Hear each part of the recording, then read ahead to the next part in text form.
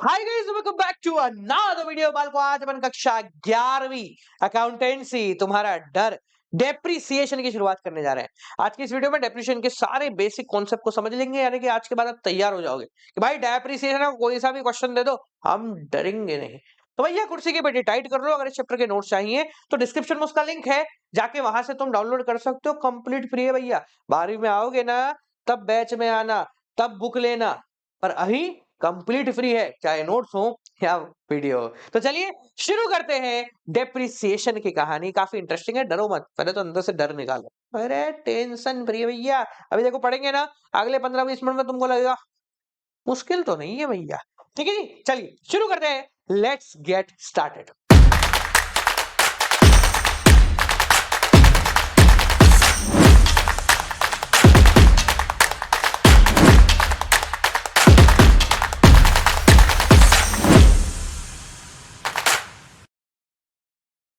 सबसे पहले बात करते हैं डेप्रिसिएशन का सिंपल भाषा में मतलब।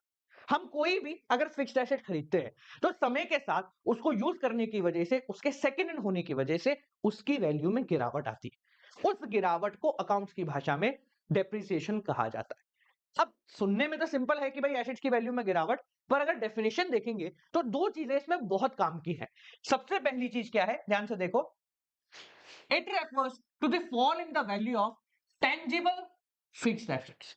सिर्फ टेंजिबल फिक्स एसेट की वैल्यू में गिरावट आएगी तो उसको डेप्रिसिएशन कहेंगे। इसके अलावा अगर इंटेंजिबल एसेट्स की वैल्यू में गिरावट आ रही है तो उसको डेप्रिसिएशन नहीं कह सकते। अब टेंजिबल एसेट से मेरा मतलब क्या है? ऐसे एसेट जिनको छू सकते हैं, जिनको देख सकते हैं, machine, building, furniture, table, chair, ये हो गए टेंजिबल एसेट। इंटेंजिबल एसेट मतलब गुडविल वगैरह। जैसे मान लो यूट्यूब पे अपन ने अभी भी शुरू किया है नया चैनल, अच्छे व्यूज आ रहे हैं, कुछ समय बाद व्यूज कम होने लग गए, तो क्या कहेंगे हम कि अब वो बात नहीं रही, अब वो गुडविल नहीं रही, अब आपका नाम नहीं रहा। तो ये जो नाम है ना, इसको हम कहते हैं गुडविल, एक बंदे का इंटेंजिबल एसेट। तो समय के साथ हो सकता है इस इंटेंजिबल एसेट में भी कमी आ जाए, पर उसको हम डेप्रिसिएशन की कैटेगरी में नहीं डालते, उसको हम अमोर्टाइजेशन बोलते हैं। बात वही है, बस अमोर्टाइजेशन बोला जाता है। ठीक है, अब देखो, it refers to the fall in the value of tangible fixed assets. क्यों? बिकॉज ऑफ इट्स यूजेज, हमने उसको यूज करा है, समय के साथ विथ टाइम पुराना हो गया है, या छोटा मोटा एक्सीडेंट हो गया है और उस वजह से ये नया जैसा नहीं रहा। अकाउंटिंग की भाषा में ये जो गिरावट है, ये परमानेंट भी है और साथ साथ में कंटिन्यूअस भी है। परमानेंट और कंटिन्यूअस का मतलब, पहली चीज तो ये बढ़ नहीं सकती। ऐसा नहीं है कि आज 1 लाख का अगर प्राइस हो चुका है मशीन का तो कल 1.5 लाख का हो जाएगा, हम उसको यूज कर रहे हैं उसके बाद भी। ये परमानेंट लॉस है, कभी मशीन की वैल्यू नहीं इंक्रीज होगी। दूसरा, ये कंटिन्यूअस फॉल है, यानी लगातार गिरता है, हर साल ये लगेगा ही लगेगा। अब डेप्रिसिएशन की एक खास बात और है कि ये चार्ज अगेंस्ट प्रॉफिट है। अब चार्ज अगेंस्ट प्रॉफिट का मतलब क्या है? चाहे आपकी कंपनी को प्रॉफिट हो, चाहे लॉस हो, डेप्रिसिएशन तो देना ही देना है। अब देने का मतलब क्या है, इसको समझना, बच्चे इसको नहीं समझ पाते। डेप्रिसिएशन देने का मतलब है कि आज अगर मेरी मशीन की वैल्यू 1.5 लाख है तो 1 साल बाद इसकी वैल्यू 1,35,000 हो जाएगी। 10% अगर हम डेप्रिसिएशन मानते हैं तो देने का मतलब क्या है, हमें मानना ही पड़ेगा कि हमारी मशीन की वैल्यू कम है। अब क्योंकि मशीन की वैल्यू गिरा रहा है तो एक तरीके से लॉस है, और इसलिए डेप्रिसिएशन जो है वो at the end profit and loss के खाते के अंदर ट्रांसफर किया जाता है। ये एक फाइनल अकाउंट है जो हम नेक्स्ट चैप्टर के अंदर पढ़ रहे होंगे, trading P and L balance sheet. तो उसमें जो पी एंड एल है, प्रॉफिट एंड लॉस, उसके अंदर इसको भेज दिया जाता है। समझ में आ गया? क्लियर हो गया? आगे बढ़े। अब डेप्रिसिएशन के न्यूमेरिकल पार्ट पे आने से पहले कुछ ऐसी बेसिक थ्योरी है जो आपके back of the mind clear होनी चाहिए। क्योंकि क्या है, डेप्रिसिएशन हम शुरू तो कर लेते, फटाक से क्वेश्चन भी कर लेंगे, बट हमें छोटी छोटी चीजों में दिक्कत होती है, और अगर हमारा कॉन्सेप्ट क्लियर नहीं है तो हम फंस जाएंगे। सबसे पहली चीज, it is charge on historical cost of asset. ये एसेट की हिस्टोरिकल कॉस्ट पे चार्ज किया जाता है। हिस्टोरिकल कॉस्ट मतलब, फॉर एग्जांपल मानो मैं दिल्ली गया, मुझे एक 2 लाख रुपए की मशीन पसंद आई, मैंने वो खरीद ली, मैं वापस आ गया अपने शहर अजमेर। अब अजमेर में आके मैंने वो मशीन दिल्ली से ऑर्डर करके मंगवा ली। तो जब मैंने वो मंगवाई तो उस पर ट्रांसपोर्टेशन कॉस्ट लगी, ठीक है, बड़ा सा ट्रैक्टर या जो भी ट्रॉला वोला हायर होके वो मशीन आई, उसने लिए मुझसे 30,000 प्लस। वो मशीन बहुत बड़ी थी तो उसको असेंबल करना मेरे बस की बात नहीं थी, तो वहीं से टेक्नीशियंस आए 10 20 15, और उन्होंने आके उस मशीन को असेंबल किया और इसके लिए उन्होंने चार्ज किए इन टोटल 20,000। तो अब ध्यान से मेरी बात को समझना, जो डेप्रिसिएशन चार्ज किया जाएगा वो इस 2 लाख पे नहीं होगा, बल्कि इस 2,50,000 पे होगा। इसको हम कहते हैं हिस्टोरिक कॉस्ट या फिर वो कॉस्ट जिसको लगाने के बाद मशीन मेरे पास रेडी टू वर्क है। ये 2 लाख रुपए की मशीन खरीदने के बाद मैं काम शुरू नहीं कर सकता, क्योंकि मशीन दिल्ली में पड़ी। ये पूरा खर्चा लगेगा 2.5 लाख होने के बाद मैं कह सकता हूं कि अब ये मशीन मेरे लिए चालू है। एक और चीज, ये जो मशीन है ये उसकी कॉस्ट है। अगर इस पे टैक्स लगता है, जैसे आईजीएसटी लगा, मैं दिल्ली से लाया तो ठीक है, तो अगर आईजीएसटी लगा या यूटीजीएसटी लगा, जो भी लगा, तो जीएसटी का जितना भी पैसा है वो इस पे एडिशनल है, 18% 12% जो भी लगेगा, वो डेप्रिसिएशन की कॉस्टिंग में काउंट नहीं होगा। यानी कि ये जो 18% यहां लग रहा है उस पे कोई डेप्रिसिएशन नहीं लगेगा, सिर्फ इसके ऊपर डेप्रिसिएशन चार्ज किया जाएगा। यानी depreciation is not charge on tax rate. समझ में आ गया? एक और चीज, एक शब्द आपको कई बार देखने को मिलेगा, इसको पहले समझ लो, स्क्रैप वैल्यू या रेसिडुअल वैल्यू। अभी स्क्रैप वैल्यू का मतलब क्या होता है, हिंदी में बोले भंगार की कीमत। कि अगर इस मशीन को मैं 5 साल 10 साल 20 साल यूज करने के बाद भंगार में बेचता हूं, तो मेरे को भंगार वाला अमूमन कितने पैसे दे देगा, ये होती है उसकी स्क्रैप वैल्यू। स्क्रैप वैल्यू का पता करना डेप्रिसिएशन के परसेंटेज को काउंट करने के लिए जरूरी है। यानी जिस क्वेश्चन में आपको डेप्रिसिएशन की परसेंटेज नहीं गिवन होगी, उसमें ये जरूर गिवन होगा, और इसी की मदद से हम डेप्रिसिएशन निकाल लेंगे। समझ में आ गया? ठीक है। एक आखिरी चीज, डेप्रिसिएशन जो चार्ज किया जाता है वो last day of accounting year को चार्ज किया जाता है। अगर मशीन बिक नहीं रही है, वापस सुन लो, अगर मशीन बिक नहीं रही है तो डेप्रिसिएशन कभी नहीं लगेगा, सिर्फ साल की आखिरी तारीख को ही लगेगा। यानी अगर सिंपल भाषा में बात करें तो 31 मार्च को ही डेप्रिसिएशन लगाया जाएगा। इससे पहले पूरे साल में डेप्रिसिएशन के बारे में कोई भी बात नहीं। आखिरी और अंतिम चीज, बुक वैल्यू। आप इस चीज को पकड़ के रखना कि आपको क्वेश्चन में ये बुक वैल्यू की टर्म बहुत मिलेगी। बुक वैल्यू ही काम की होती है। बुक वैल्यू का मतलब क्या है, देखो, ये जो हमने 2.5 लाख बोला, ये थी उसकी कॉस्ट। मैं बोल रहा हूं कि 1 साल हो गया इस मशीन को मैं यूज कर रहा हूं, और इस पे 10% डेप्रिसिएशन लगा रहा हूं, 10%। तो 1 साल बाद इस मशीन की कॉस्ट पता है कितनी रह गई? मतलब इस मशीन की बुक वैल्यू कितनी रह गई? 2.5 लाख माइनस 1 साल का डेप्रिसिएशन 10%, 25,000। तो ये कहलाती है मेरी बुक वैल्यू। यानी कि कॉस्ट माइनस डेप्रिसिएशन, कब का? टिल डेट, आज की तारीख तक। जिस तारीख की मैं बात कर रहा हूं, इस तारीख को अगर मेरे को बुक वैल्यू पता करनी है तो मुझे क्या करना पड़ेगा? कॉस्ट माइनस अब तक लगा हुआ डेप्रिसिएशन। समझ में आ गया? क्लियर हो गया? सब कुछ आसान है। अब बात करते हैं जनाब, ये डेप्रिसिएशन लगाते कैसे हैं, चार्ज कैसे कराया जाता है, कैसे अकाउंट्स में किताबों में दिखाया जाता है। हमें तो ये बात समझ में आ गई कि भैया एक एसेट है जो हर साल अपनी वैल्यू कम करता रहता है, तो मैं उसको दिखाऊंगा। दिखाऊंगा कैसे? यहां दिखाने के 2 अलग अलग तरीके होते हैं। कितने तरीके? 2 अलग अलग तरीके। तरीका नंबर 1 है कि आप कोई और खाता ना बनाए, सिर्फ और सिर्फ मशीन के खाते में ही उसकी वैल्यू दिखा दे। यानी कि फॉर एग्जांपल मान लेते हैं, क्या पकड़े क्या पकड़े, नहीं ये भी भारी हो जाएगा, चलो ये लो, ठीक है, ये है एप्पल की 6 सीरीज। ठीक है, इसको हमने लिया था करीब 40,000 रुपए। तो पहला तरीका क्या बोलता है कि आपने एप्पल की 6 सीरीज का एक बढ़िया सा खाता बनाया, अकाउंट बनाया, यहां लिखा एप्पल वॉच। ठीक है, इसको आपने लिखा कि भैया हमने इसको खरीदा टू बैंक, अरे चल जा रहे भाई मेरे, रुक, नहीं चलेगा, मारू तेरे को पकड़ के, चलो चल जाएगा। देखो, एग्जाम्पल के तौर पे मान लेते हैं हमारी एप्पल वॉच का खाता है, एप्पल वॉच। सारे एसेट्स का खाता इसी प्रकार से बनेगा, भी अकाउंट बनाना सिखाएंगे। जब हमने इसको खरीदा, हमने लिखा बैंक। तो पहला तरीका क्या कहता है कि आपने यहां लिख दिया 40,000 रुपए। अब जब आप इसके ऊपर डेप्रिसिएशन लगाओगे तो आप उसको एप्पल वॉच के खाते में ही दिखाओगे। तो हमने डेप्रिसिएशन लगाया इधर, बाय डेप्रिसिएशन, मान लो 4,000 रुपए का लगा, एग्जाम्पल के रूप में बता रहे हैं।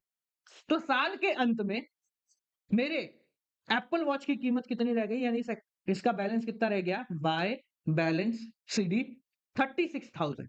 ये है पहला तरीका। अब इसमें हो क्या रहा है, 2 चीजें ध्यान से समझना। पहली, डेप्रिसिएशन एसेट के खाते में ही लगेगा। दूसरा, इस साल जो बैलेंस शो होगा, मतलब जो ये बैलेंस दिख रहा है, it is equal to book value. It is equal to book value. Book value का मतलब अभी अपन ने पढ़ा, कि डेप्रिसिएशन हटाने के बाद अब आप देखो 40,000 में से 4,000 गए तो 36 बचे। तो ये क्या है? Cost minus depreciation. ठीक है? तो इन केस जब डेप्रिसिएशन एसेट के खाते में से चार्ज किया जाता है, तो आपके पास जो बैलेंस आएगा वो बुक वैल्यू के बराबर होगा। एमसीक्यू करने में इससे बेहतरीन सवाल नहीं बन सकता। अगर मैं पर्सनली भी टीचर होता, मतलब आपके स्कूल में टीचर होता, तो मैं ये सवाल जरूर देता कि भाई अगर हम डेप्रिसिएशन एसेट के खाते में से चार्ज कर रहे हैं, तो जो बैलेंस आ रहा है वो किसके बराबर होगा? Cost of the machinery, book value of the machinery, cost of depreciation या नन ऑफ द अबोव। ये क्वेश्चन 110% देता, आपके भी आने के चांसेस बढ़ जाते हैं। समझ में आ गया? ठीक है। अब देखो ये तो हो गया हमने अकाउंट्स के फॉर्मेट में कैसे लिखते हैं। बात करते हैं भैया इसकी जनरल एंट्री और कैसे प्रोसीडिंग होती है। देखो एक चीज ध्यान से समझना, जब ये बुक वैल्यू है तो यहां पर यही जो बैलेंस है ये आपके बैलेंस शीट के अंदर जाएगा। बैलेंस शीट का मतलब साल के अंत में बनाया हुआ खाता। तो यहां पर जो बैलेंस शीट में फाइनल जो वैल्यू है ये क्या है? ये है मशीन की बुक वैल्यू। क्या आप मुझे बताओ, मुझे कुछ नहीं दिख रहा, मुझे सिर्फ ऐसा दिख रहा है मशीनरी इज इक्वल टू 36,000। तो क्या मैं इसमें पता लगा सकता हूं क्या कि इसमें डेप्रिसिएशन कितना लगा था, कितना लगा है, कितना कॉस्ट है? नहीं पता लगा सकता। अगर मुझे सिर्फ ये दिख रहा है, ये देख के तो मैं बता सकता हूं। तो यहां पर जब हम एसेट्स के खाते में ही सब कुछ चार्ज कर रहे होते हैं, तो हम डेप्रिसिएशन को और कॉस्ट को अलग अलग नहीं दिखा सकते, क्योंकि हमारे पास फाइनल बैलेंस सिर्फ ये आता है। समझ में आ गया? अब बात करते हैं इसकी जनरल एंट्री। तो डेप्रिसिएशन लगाने की जनरल एंट्री क्या होती है? देखो बेटा लो ये तरीके कर लेते हैं। डेप्रिसिएशन क्या है? दो तरीके हैं जनरल एंट्री बनाने के। पहला रटना, दूसरा याद करना, समझना। मतलब रटना और याद करना तो एक ही बात है, समझना। देखो हम भूलते वो हैं जो याद करते हैं। जो समझा जाता है वो कभी नहीं भूला जाता, और मैं समझाने का काम करता हूं। डेप्रिसिएशन मेरे लिए क्या है? लॉस है या प्रॉफिट है? बताओ। सर डेप्रिसिएशन लग रहा है एसेट के ऊपर, तो वैल्यू कम हो रही है, और वैल्यू कम हो रही है तो आपके लिए तो नुकसान ही है ना, आपके एसेट्स की वैल्यू गिरती जा रही है। तो डेप्रिसिएशन आपके लिए क्या हो गया? लॉस। और अगर हम गोल्डन रूल्स ऑफ अकाउंटेंसी में जाते हैं, तो नॉमिनल अकाउंट कहता है कि लॉस को हमेशा करते हैं डेबिट। तो यहां पर डेप्रिसिएशन चार्ज करने का जो जनरल एंट्री होती है वो होगी डेप्रिसिएशन अकाउंट डेबिट टू, कहां से चार्ज कर रहे हैं उसको? मशीन में से, तो टू मशीनरी अकाउंट। ठीक है। अब आप पूछो सर मशीनरी को क्रेडिट क्यों किया? इसका भी लॉजिकल आंसर है। एसेट्स का खाता अगर अपन सोचे तो एसेट्स के खाते में अगर एसेट की वैल्यू बढ़ती है तो डेबिट किया जाता है, कम होती है तो क्रेडिट किया जाता है। यहां पर आपकी मशीन की वैल्यू डेप्रिसिएशन लगने की वजह से कम हो रही है, तो हम उसको क्या कर रहे हैं? क्रेडिट कर रहे हैं। ठीक है। चलो अब जो डेप्रिसिएशन है हमने स्टार्टिंग में भी बताया, आपको कहां पर लेके जाना है साल के अंत में? यहां पर, क्योंकि वो प्रॉफिट एंड लॉस का काम है। डेप्रिसिएशन की जो बैलेंस है उसको हम आगे बढ़ा के कुछ खासा कर नहीं लेते। हमें पता होना चाहिए इस साल कितना डेप्रिसिएशन लगा, अगले साल कितना डेप्रिसिएशन लगा। तो इसी वजह से हम लोग इसको पीएनडल के अंदर भेज देते हैं, भाई इस साल का लॉस इस साल निपटो। तो यहां पर क्या कर रहे हैं? इस डेप्रिसिएशन को पीएनडल में भेज रहे हैं। ये डेप्रिसिएशन डेबिट है, पीएनडल में भेजने के लिए इसको क्या करना पड़ेगा? P and L to depreciation. ये आ गया इसको पीएनडल के खाते में भेजने का बैलेंस। इसको लिखते हैं ट्रांसफरिंग टू पीएनडल। समझ में आ गया? अब समझो, ये तो हो गया पहला तरीका, जब हम मशीन के अंदर से ही डेप्रिसिएशन को चार्ज करना है। तरीका नंबर 2, हम एक अलग खाता बना रहे हैं, charge from provision for depreciation या अक्यूमुलेटेड डेप्रिसिएशन। सबसे पहला मैं सवाल पूछता हूं, क्यों बना रहे? नहीं मतलब जरूरत क्या पड़ रही? सीधा सीधा इससे कर लो। जरूरत दो है। पहली, कॉमर्स वाले देखो आलसी होते हैं, इसमें कोई डरा है, तो हम हर काम को आसान करने की कोशिश करते हैं। तो हम बीइंग अ कॉमर्स स्टूडेंट अगर एक और खाता बना रहे हैं तो उसको बनाने से हमारा काम आसान होना चाहिए। आसान कैसे हो रहा है? यहां पर जब एक मशीन है तो बैलेंस निकालना आसान है। यहां पर मैंने 500 मशीन लगा दी, क्या करोगे? 500 मशीनों का बैलेंस, फिर 500 मशीनों का डेप्रिसिएशन, फिर उन 500 मशीनों का बैलेंस, फिर अगले साल वापस से इनका ओपनिंग बैलेंस 500 का, फिर 500 का डेप्रिसिएशन। तो ये क्या है, थोड़ा सा क्लटर्ड हो जाएगा। क्लटर सिंपल भाषा में बोले तो मुश्किल हो जाएगा। तो यहां पर उस काम को आसान करने के लिए, और देखो एक वजह और है, मान लो ये 40,000 में से 4,000 गए 36,000, अच्छा लग रहा है 36,000। थोड़े समय बाद डेप्रिसिएशन हो गया 3,425 रुपए 23 पैसे। अब अच्छा लगेगा आपका मशीन का खाता कुछ ऐसे 23 पैसे 25 पैसे दिख रहा है? कैलकुलेशन करना कितना अजीब सा हो जाएगा। तो इसलिए भी हम लोग क्या करते हैं, डेप्रिसिएशन को अलग खाते में चलने देते हैं, मशीनरी को अलग खाते में चलने देते हैं। क्योंकि देखो हमें कोई काम नहीं है डेप्रिसिएशन से, हमें सिर्फ उसका लॉस दिखाना है। तो हम क्या बोलते हैं, देखो मशीन को तो वैसे ही रहने दो जैसी वो है, छेड़ो मत उसको। ठीक है। एक दूसरे कमरे में डेप्रिसिएशन लिखते रहो।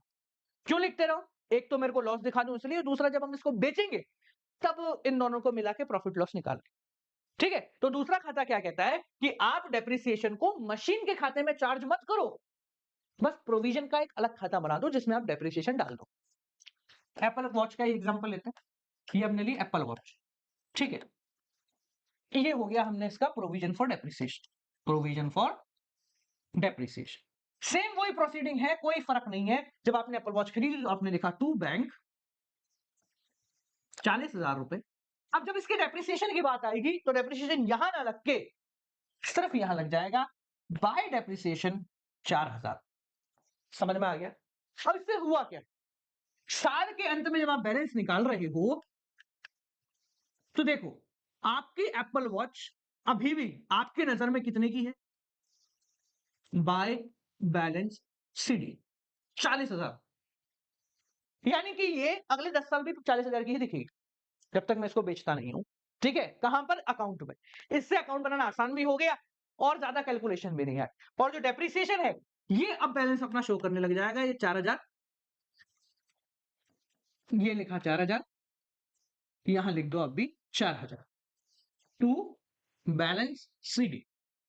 अब क्या हो रहा है, क्योंकि ये बैलेंस है तो अगले साल हम इसको वापस से लेकर आएंगे, बाय बैलेंस सीडी बीडी 4,000। इस साल का डेप्रिसिएशन लगाना तो वापस से यहां डेप्रिसिएशन लगा के बैलेंस को कर देंगे 8,000। यानी कि काम वही हो रहा है, बस फर्क ये है कि पहले एक ही खाते में आ रहा था, अब अलग अलग खाते में आ रहा है। इससे बैलेंस शीट पे क्या फर्क पड़ेगा फाइनल में? फाइनल में ये फर्क पड़ेगा, जब हमें इसको एट द एंड लिखना है साल के अंत में, तो हम इसको ऐसे लिखेंगे कि भाई मशीन की कीमत है 40,000 रुपए और इस पे प्रोविजन फॉर डेप्रिसिएशन जो चार्ज हो रहा है वो है 4,000 रुपए, जिससे इसकी कीमत निकल कर आई 36। यहां पर भी वो 36 ही है, यहां पर भी वो 36 है। बस इससे फायदा क्या है कि मैं अपनी बैलेंस शीट में भी बता सकता हूं देखकर कि भाई 40,000 की तो मशीन थी और 4,000 का डेप्रिसिएशन। जबकि अगर पहला तरीका इस्तेमाल कर रहे हैं तो हमें पता ही नहीं चलेगा कि मशीन कितने की थी और डेप्रिसिएशन कितने का था, directly by looking in balance sheet. समझ में आ गया? क्लियर है? जनरल एंट्री देखें नाउ। अगर हम जनरल एंट्री की बात करें तो बिल्कुल सेम ही जनरल एंट्री होगी। फर्क क्या है? डेप्रिसिएशन चार्ज करने की एंट्री क्या होती है बेटा? देखो, डेप्रिसिएशन टू, मशीनरी की जगह अब डेप्रिसिएशन यहां से कट रहा है तो हम यहां लगाएंगे प्रोविजन फॉर डेप्रिसिएशन। बस फर्क बस ये, यहां पर मशीन से कट रहा था, यहां पर प्रोविजन फॉर डेप्रिसिएशन से कट रहा है। अगर बात करें इसको आगे प्रॉफिट एंड लॉस में भेजने की तो पी एंड एल के अंदर ट्रांसफर करने की जो सेम एंट्री है उसके अंदर कोई चेंज नहीं होगा। देखो कहां गया,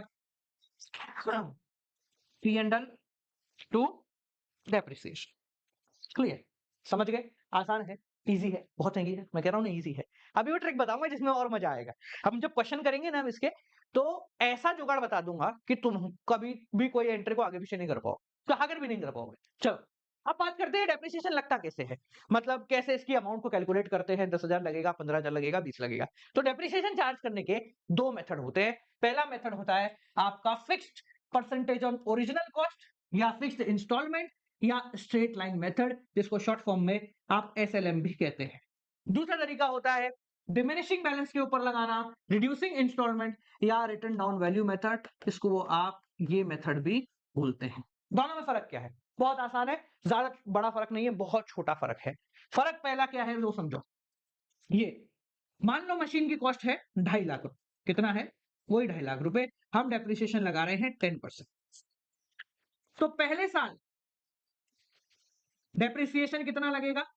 2.5 लाख का 10% यानी कि 25,000। दूसरे साल डेप्रिसिएशन कितना लगेगा?